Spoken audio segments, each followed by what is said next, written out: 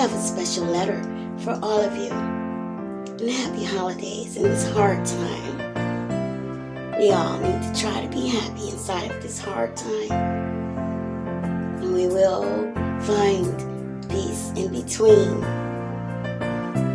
Peace, love, and light from the songbird, reborn and rebuilt.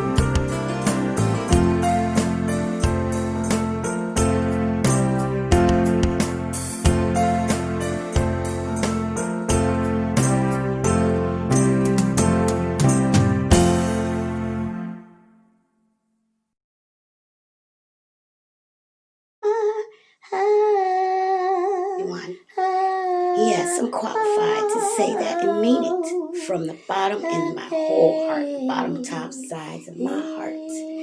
I wish everyone receives peace as the gift, and the gift of love and understanding, which everyone has, but it's in short. It's short sometimes. You get a short fuse with all that's going on with COVID-19 and all kinds of other things. Just normal life. But then, we all just still go back to the love that we all have for each other. The way it's always going to be. The way it's always been. And like those before us, we all have to carry the burdens. But as we carry it, we also arise from it.